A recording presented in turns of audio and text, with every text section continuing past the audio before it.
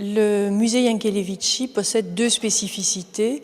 Il valorise en permanence la collection d'œuvres, sculptures et dessins de l'artiste d'origine roumaine Idel Jankélévitch.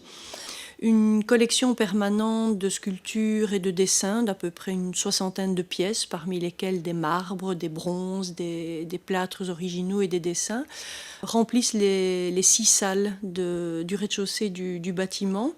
Une scénographie centrée sur la couleur ainsi que de nombreux textes didactiques accompagnent le visiteur à travers un parcours cohérent.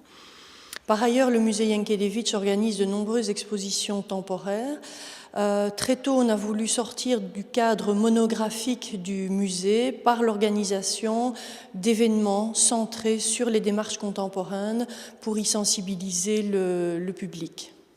La dynamique du musée provient de l'organisation des expositions temporaires et de l'important mouvement de public que cela influe, mais aussi de l'activité particulièrement importante de la cellule pédagogique, puisque le musée propose des activités didactiques à la fois pour le public scolaire dès 2 ans et demi, mais aussi pour le public familial, le public individuel, à travers des visites adaptées.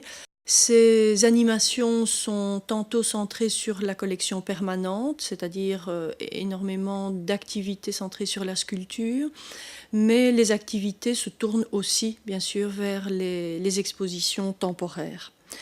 Le musée Jankélévitch a développé toute une série d'activités pour le public fragilisé. Depuis 2010, on propose des activités concernant les personnes déficientes visuelles. Ces activités pallient la déficience visuelle en faisant appel à tous les autres sens, l'odorat, le toucher, le goût, à travers un parcours adapté, un parcours qui est guidé par une guide, elle-même non-voyante, qui facilite la réceptivité du public et qui instaure avec ce public un contact particulier.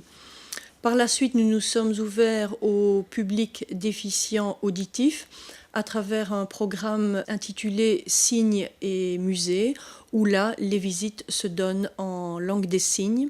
Et enfin, nous nous sommes ouverts au public déficient intellectuel à travers un programme adapté à tout type de déficience mentale, légère ou sévère, grâce à une guide spécialisée qui encadre les groupes et leur propose des activités en atelier.